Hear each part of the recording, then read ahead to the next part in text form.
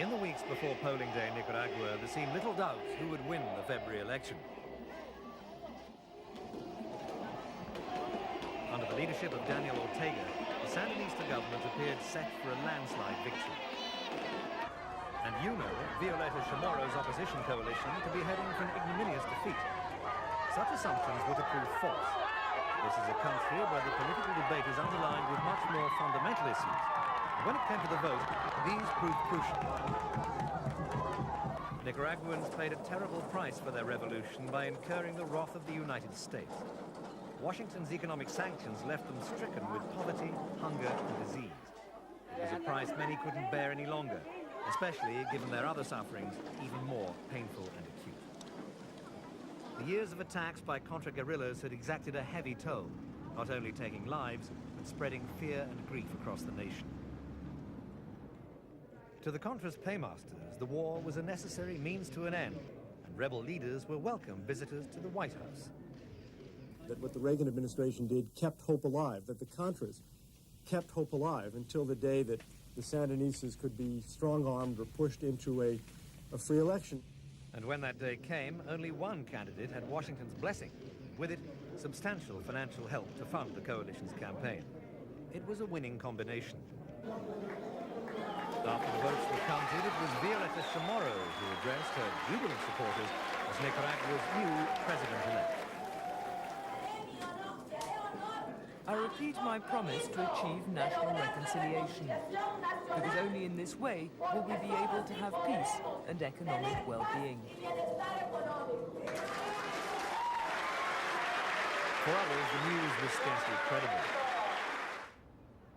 But their leader, when he acknowledged defeat, was far from crushed, stressing the positive achievements of the revolution. Nos sentimos orgullosos de estar aportando a Nicaragua. We are proud to be setting an example in Nicaragua and to the countries of Central America, Latin America, and the Caribbean. A los pueblos de América Latina y el Caribe, a los pueblos to en the vías countries on the road de to development. De estar aportando en to be este setting an mundo example in this injusto, unjust world divided between the powerful and the weak. dividido entre poderosos y débiles. De estar aportando un poco de To be dignidad, providing an example of a little dignity, a little democracy, and a little social justice in this small territory in Central America. En Centroamérica. Y adelante con nuestro lucha. And Ortega ended his speech with Sandino's defiant call, "My country's liberty or death." Still, viewed from Washington, all looked well.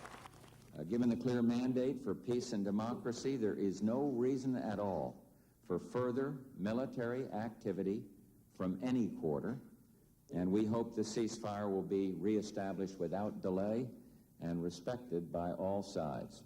Such optimism seemed less well-founded on the streets of Managua. After the euphoria came the fury.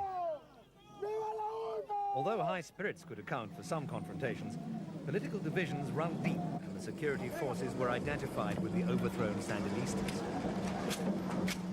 No one can forget or forgive either the revolution or the war.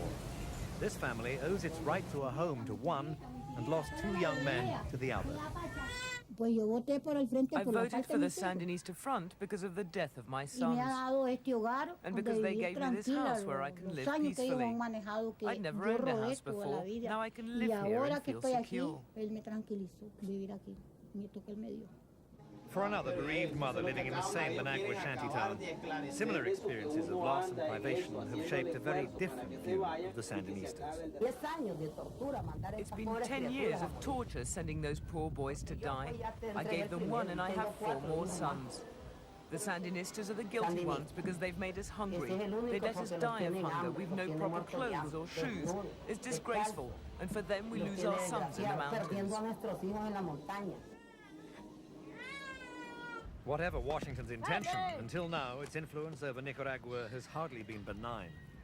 And out in the countryside, that influence still poses a most obvious and very real threat. Bueno, La zona ahorita está hay bastante presencia del enemigo. There is a big enemy presence in this Realmente ahorita zone. están oyendo pues You que can están hear the sound combatiendo of las combat tropas going on nuestras between the con los Contras and our forces at this moment. y por parte de ellos hay bastante presencia pues.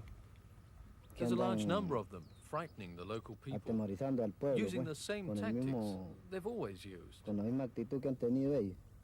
In the wake of the election, Ortega is reported to have sanctioned army desertions, allowing reluctant conscripts to break ranks and give up the fight.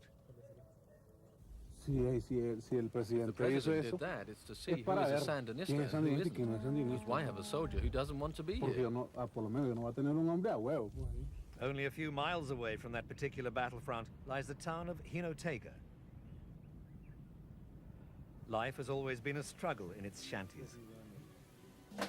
Now, along with hardship, there's the ever-present sense of danger. Contra activity has increased in the area, and only children view the war as a game. Many of their parents suspect the Sandinista defeat could lead to disaster. Francisca Castilblanco bore 17 children, losing 4 in infancy to disease. After the revolution, she no longer had to rent property, but was allocated the land to build a home and make a living baking and selling tortillas. For her, the domestic routine must now be broken. In the long term, she doubts UNO's promise that plots of land like hers won't be confiscated and returned to their original owners. In the short term, she has more immediate fears. With more Contras operating in the area and the chance that the numbers of Sandinista troops are dwindling, she's been forced to take drastic steps.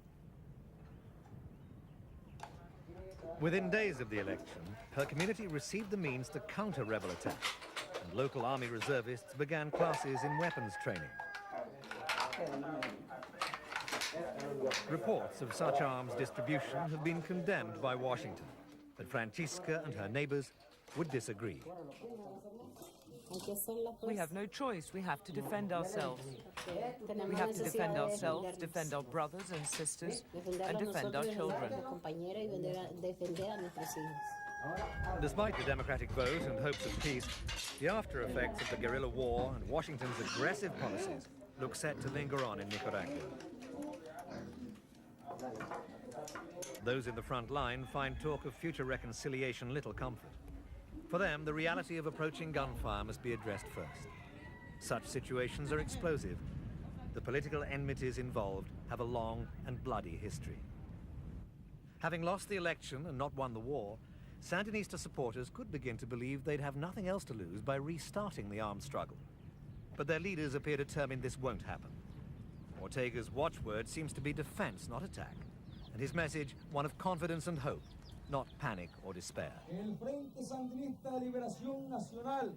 The Sandinista Front of National Liberation, as the party of the revolution and the largest, most solid and best organized in the country, has in its hands today the responsibility of watching and guaranteeing the continuity of the revolutionary process and all its achievements, and the transformation of the political, social, and economic order. This change of government will not by any means mean the end of the revolution.